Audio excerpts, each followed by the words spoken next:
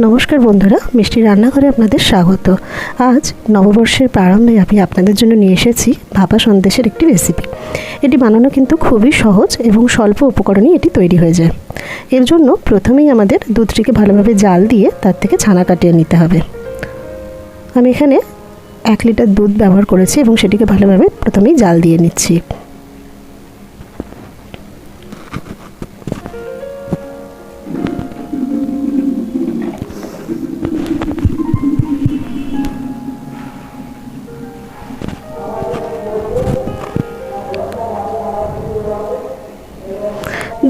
আমি একটি পাত্রে 2 চামচ জল এবং 2 চামচ ভিনেগার দিয়ে একটি মিশ্রণ বানিয়ে রেখেছিলাম। এবার দুধ আমার ভালো করে জাল দেওয়া হয়ে যেতে তার মধ্যে ওই মিশ্রণটি অল্প অল্প করে দিয়ে মিশিয়ে নিচ্ছি। এটিকে ভালোভাবে মিশিয়ে নিলে আস্তে আস্তে কিন্তু ছানা কাটতে শুরু হবে।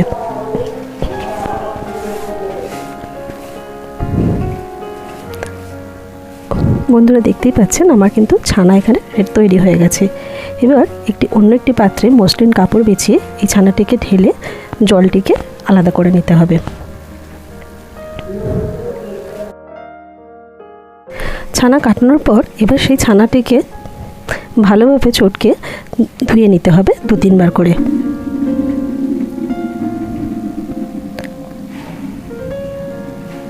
এই ছানাটিকে ধুয়ে নেবার কারণ হলো এর মধ্যে যে ভিনেগার আমরা ব্যবহার করেছি সেই ভিনেগারের কোনো রকম গন্ধ যাতে না থাকে।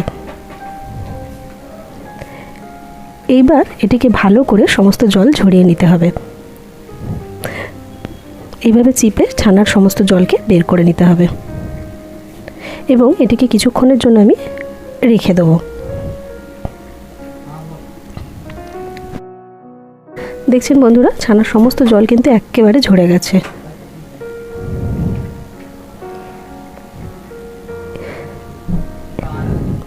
এইবার আমি মিক্সি জারের মধ্যে এই ছানাটিকে দিয়ে নেব। এখানে আমি দিয়ে নিচ্ছি গুঁড়ো দুধ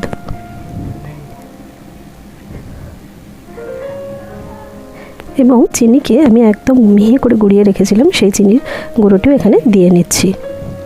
এবার এগুলিকে একসাথে মিশিয়ে নেব। তারপর এটির একটা স্মুথ ব্যাটার তৈরি করে নেব। এই যে পেস্টটা তৈরি করব বন্ধুরা, এটি তৈরি করার সময় যদি দেখেন আপনাদের আটকে যাচ্ছে বা কোনো রকম অসুবিধা হচ্ছে, তাহলে আপনারা সামান্য লিকুইড দুধ এর মধ্যে ব্যবহার করতে পারেন, তবে খুব বেশি না, প্রয়োজন হলে 2-3 চামচ। দেখছেন বন্ধুরা, ব্যাটার আমার তৈরি। এর কনসিস্টেন্সিটা কিন্তু এরকমই থাকবে। এবার যে পাত্রে আমি সন্দেশটি ভাপানোর জন্য বসাবো সেই পাত্রটিতে একটুখানি ঘি মাখিয়ে নিচ্ছি।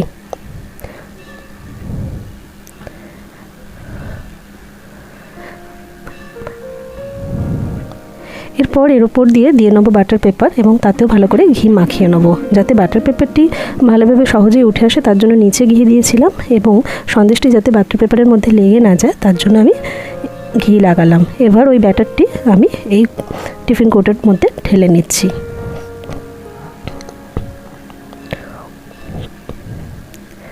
আমি কিন্তু এখানে কোনো রকম এলাচ গুঁড়ো বা অন্য কোনো কিছু ব্যবহার করিনি, যেহেতু কেশর দেবো আমি। কেশরের একটা আলাদা সুঘ্রাণ থাকে, তো সেটি যাতে এই সন্দেশের মধ্যে বজায় থাকে তার জন্য আমি আলাদা রকমভাবে এলাচ গুঁড়ো ব্যবহার করিনি। তো কেশর দিয়ে আমি এটাকে সাজিয়ে নিয়েছি। এটি আমার একদম তৈরি হয়েছে ভাপানোর জন্য। এবার একটি কড়াই গ্যাসে বসিয়ে নেব এবং তাতে এরকম একটি স্টিলের স্ট্যান্ড দিয়ে নেব। জলকে প্রথমে ভালোভাবে গরম করে তৈরি করে নেব স্টিম দেওয়ার জন্য।